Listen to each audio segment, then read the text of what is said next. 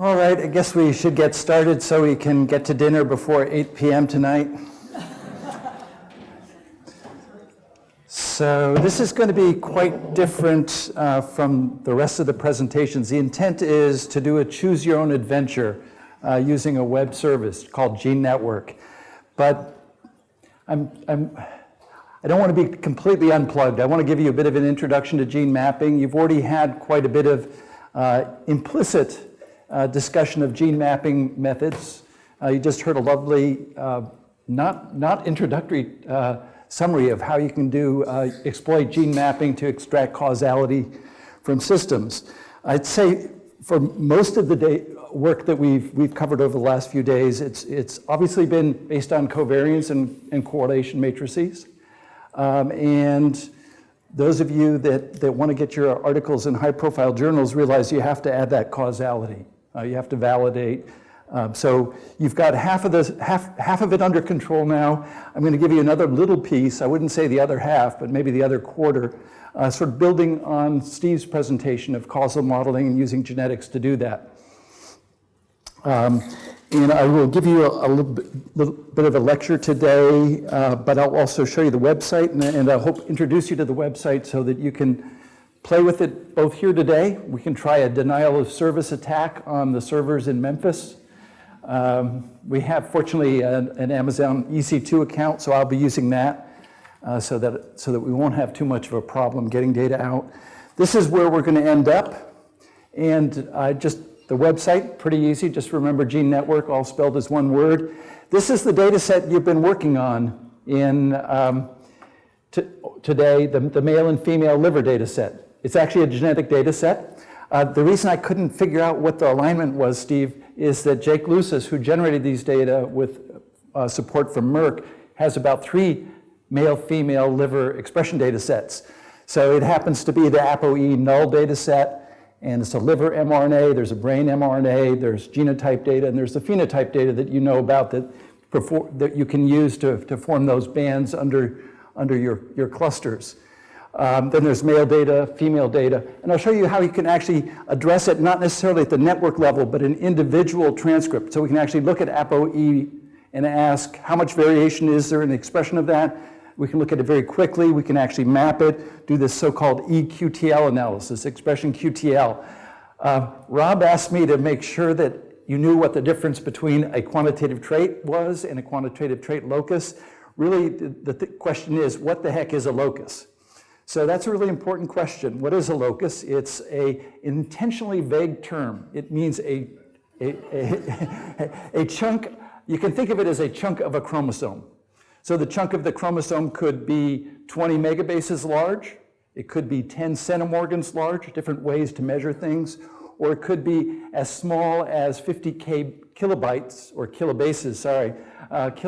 of DNA in the case of a genome-wide association study. It's referred to as a locus, usually if we don't know what gene is associated with that locus. If we actually, quote, clone the QTL or the quantitative trait locus, then we'll usually say it's the ApoE gene variant RS whatever.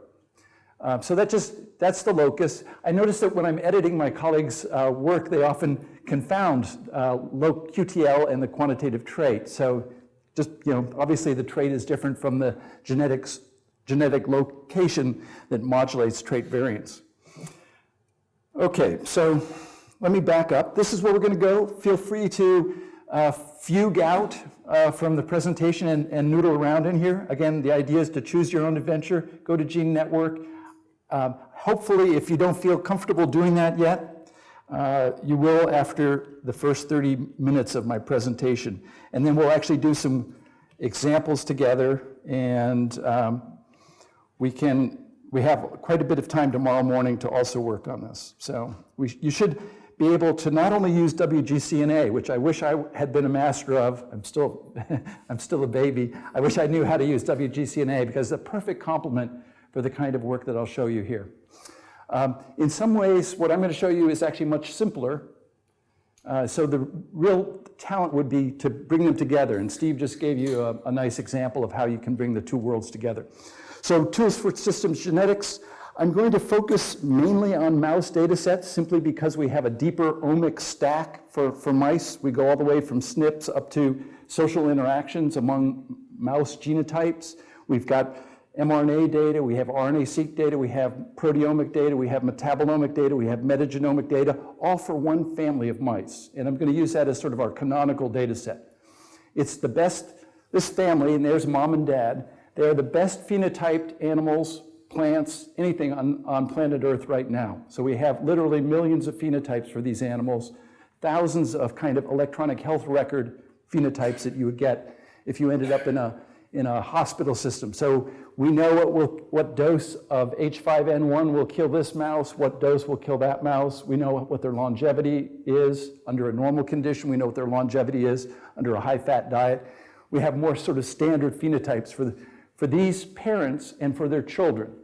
And I'll explain why this is such a wonderful tool for the precision medicine initiative, or predictive healthcare is probably the better way to think about it.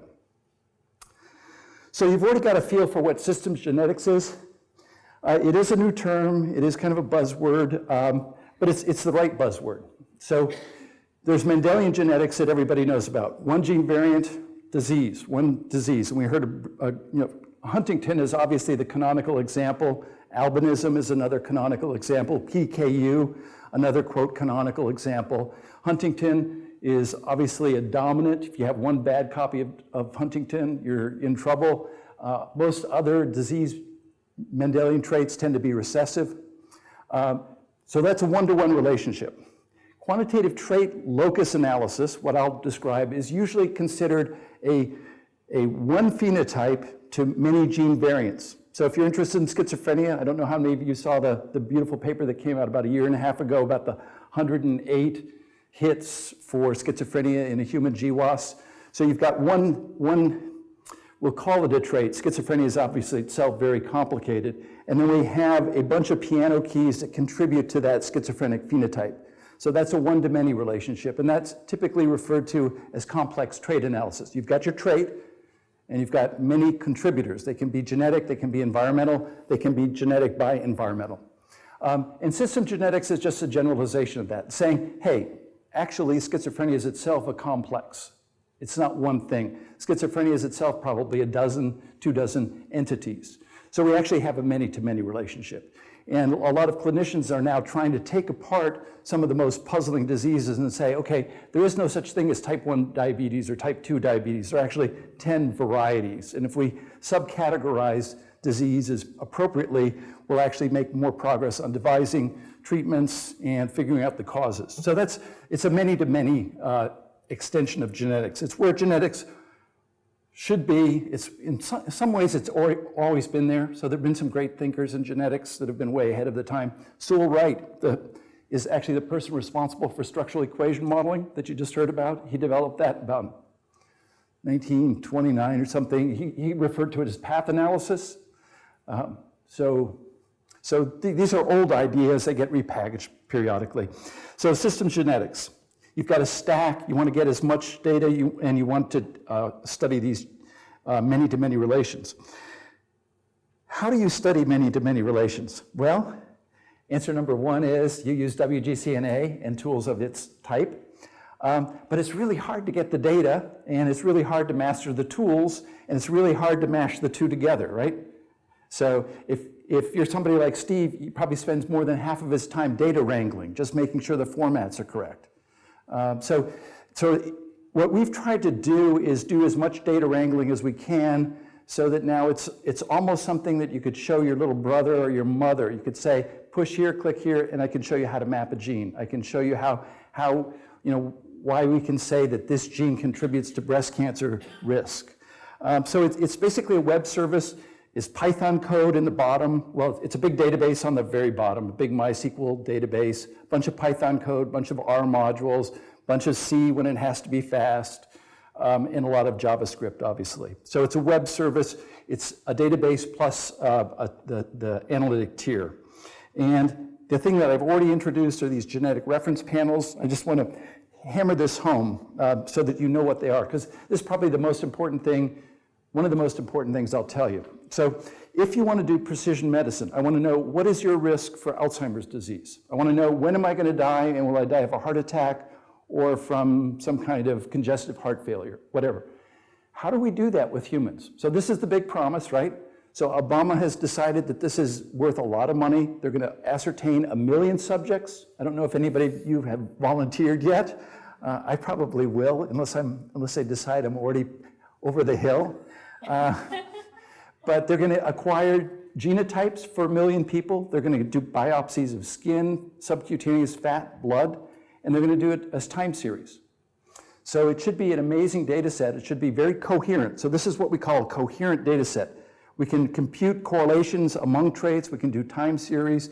Most of the scientific data that we have to deal with, and Peter and I were talking at lunch, it's little fiefdoms. You have a little patch of data over here and a little patch of data over there, and you can use WGCNA and other sources to extract some common patterns, but wouldn't it be wonderful if you didn't have to do that? What if we actually did biology in a more integrated way? The Framingham Heart Study is one example of a big collaborative project that's been going on since the 1940s, and the Obama Precision Medicine Initiative is a second. There are several others, but there are not nearly enough of these. And it's a real problem for those of us who use rodent and any kind of experimental model, because we think we can just wall ourselves into our lab and study our cool knockout mouse and do this CRISPR-Cas9 knockout, and it's going to generalize to humanity. Well, it's total bullshit. It's not, because it's usually on one genetic background. So it's like saying, if I do a knockout on me, maybe there's no effect. Maybe I have a redundant built-in paralog that'll work just fine. So all of our genetic effects are really contingent on the environment. They're contingent on the genomic environment in which that mutation occurs. So that's why we need knockouts and the CRISPR-9 for validation, but for the discovery phase, for actually understanding the networks, we need something like this. So what is this? We have a mom and a dad. They differ at 5 million sequence variants. That's about as many common alleles as are in this room. So it's a lot of genetic variations. One family, so there's some problems with that. And then every child in this family, and Lulu and I have made about 150 of these. So Lulu's right there. He's the father of these as much as I am. Maybe he's the mother and I'm the father. I don't want to get too clinical about this. But we've made a lot of these mice. They're beautiful mice. And they start with B stands for black 6. That's the mother, and the father is DBA2J. And we've sequenced both of those, or the community has sequenced both of those. So we know what's happening. And then for each one of these children, we've genotyped them at more than 500,000 SNPs. So we know exactly what their genetic status is, plus or minus some spontaneous mutations that happen during the inbreeding process. So, and you'll notice they're all twins. Well, they're identical twins, but they're identical twins that have the beauty of coming in both flavors, male and female. That's a huge advantage. So that means we can make a clone. And having a clone means we can really study gene by environmental interactions. We can study gene by lab interactions. We can study gene by treatment interactions. When we can do this over the next 100 years. So these strains of mice have been used for 40 years now. Some of them were generated a long time ago at Jackson Laboratory, and Lulu and I are just extending this series so that we have enough power to do structural equation modeling. Can't really do structural equation modeling with n equals 30, which is what we had. You can do structural equation modeling with n equals 150. So replication is really a tremendous advantage, and now we can acquire these enormous stacks for the next 50 years, 100 years. So we're going to have good proteomic data. Maybe it'll take 20 years to get really good proteomic data for 50 tissues, but we can do it, and we can do it under different conditions. The last point there is also really pretty important. Most data sets decay with age, right? You lose track of where the hell is that Excel file that I generated 10 years ago, and can I get the mice again? Can I really understand what I did? And you lose the metadata, you lose the data. These data sets get better with age. And I can go back 40 years and I can remap traits, and we have so much more genomic data now that I can reinterpret those data and often rescue and even clone genes with the resource. So huge advantage having this kind of resource. They're not used by many people because they're not, quote, sexy like a CRISPR-Cas9 knockout would be. But fortunately, because I've started collaborating with some really good molecular biologists, it's getting quite a bit better now in terms of kind of the impact this work is having. So, Genetics 101. I told you about this, but I want you to understand what's happening visually in terms of a pair of chromosomes. So mice have 19 autosomes, an X and a Y, in a mitochondrial genome. I'm just going to look at chromosome 1, and I'm color-coding them based upon their haplotype. What's a haplotype? A bunch of genotypes that are on the same chromosome, basically. So if I've got genotype 1 and genotype 2, and they're close together on this hand, that's a haplotype of 3, 4, and 5 SNPs. And then I've got some other haplotype on another chromosome or on the same chromosome, but they're quite different. The correlation here is poor. Let's say the correlation between right and left hand is only 0.2. Those act like separate haplotypes. If the correlation between these two hands in terms of genotypes is very high, then I might as well merge it and just refer to it as one haplotype. So when we inbreed a strain, we basically force the entire genome into one haplotype or one haplome. And that's why you can see here, we don't have diploid organisms anymore. Inbred strains really are haploid organisms, right? Everything is blue on chromosome 1. All the other chromosomes are blue, essentially. DBA2J, red chromosomes. Obviously, the sequences are by and large the same, but across the whole genome, we have 5 million sequence variants. If we make this, the F1s, notice that the F1s are isogenic. So this is actually pretty amazing. It means that I can make non-inbred, heterozygous, but isogenic animals. So I could make 100 of these. They differ by sex, but they're otherwise identical. I can switch mom and dad around, so I can look for imprinting effects. Who's your mother makes a difference. So there's a terrible thought experiment. Imagine that your parents had their genotypes flipped. So now your dad is your mom and your mom is your dad. Okay. Also, while you're at it, imagine that there's a genetically identical version of you that's the opposite sex. Okay? That's what we have, right? So now the F2s are genetically heterozygous. So recombination happens, meiotic recombination during the formation of gametes.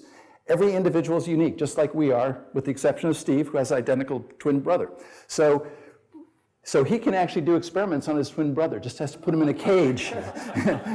He's here in LA, just has to get him in a cage and do it. Put him on that low-fat diet, see if it works for him.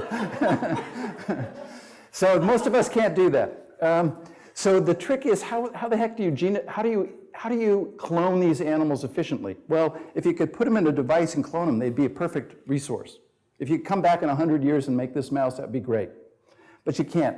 So what you can do is you can put them in a cage together and inbreed them for 20 generations, and you end up with a recombinant inbred strain. It's inbred, red across red, blue across blue. It's recombined from the parents.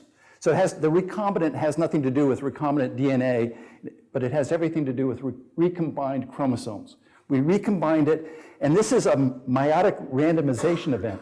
We've randomized the genome, so this is what allows us to extract causality. This meiotic recombination is basically going back to Fisher. We're doing the field experiments with whether we put manure on it or some other fertilizer. We're doing that randomly and asking, is there a correlation between the amount of fertilizer I put on and how big the corn is? So here we're asking, if I have a red genotype right here, do I have a big brain or a small brain? What's the probability of that happening by chance? So that's mapping. So if you need to explain mapping to your parents, on the one hand, you have genetic variation, and basically the genetic variation comes in limited flavors, right? If it's a SNP, it comes in 2 flavors. So it comes in a A and a B flavor, or 1 and a 0. And you can be a heterozygote, but let's make it simple. You have 2 flavors. Or if you want it to be complicated, there's my 1 to 2 to 1 ratio, right? So there are the genotypes. And then you're asking, I've got my phenotypic variation, which is a quantitative trait, and is it actually in the same plane? Is the variance in the same plane, or is the variance orthogonal? And for most traits, it's going to be orthogonal. They're not going to have anything to do with each other. This variance in the genotype has nothing to do with this variance in your religious affiliation, for example. But it might have a lot to do with your triglyceride levels. It's not going to be like this unless it's a Mendelian. It'll be like that, if you're getting my hand motions. So we're looking for shared variants between genotypes and phenotypes, and that's the trick. So when I put in grant applications, they criticize me, and I criticize myself sometimes when I'm getting blue, when I haven't had enough coffee, that we're studying inbred strains. And what the hell do inbred strains have to do with outbred humans? We're hopefully all a bit of a mongrel. Being a mongrel is good. So what we're studying is strain 1 crossed to strain 1. Mom and dad have the same genotype. Strain 500 to strain 500. So that's the inbred diagonal. But the beauty of having 150 inbred strains is that we can make 150 times 150 minus 150 divided by 2 unique genotypes. Well, forget the divided by 2. Let's keep both sides of the matrix. So basically we have 22,000 F1s we can synthesize, and I can produce them, or Lulu can produce them in a couple of months for you. So you can say, I know I've got all my information across this diagonal, make that strain of mouse for me, and I bet you I can predict its blood pressure on a high-fat diet or its longevity. That's what we need to be able to answer in the next 50 years. If we can predict the state of any off-diagonal animal under any particular environment, we're there when it comes to precision medicine or precision healthcare or predictive healthcare. And this is the resource to do it. So Lulu and I are building the diagonal. We're building data along the diagonal. And the hope is that sometime in the next 50 years, people will start exploring the off-diagonal phenotypes, making predictions, and seeing if they're borne out. If we can do this in the next 500 or 1,000 years, there's hope for us in terms of doing predictive medicine in humans. But frankly, I think 500 or 1,000 years is about the right time frame. I'm not terribly optimistic about where this is going. I hope I'm being just an old fuddy-duddy and I'm wrong. But I'm not as optimistic as I should be.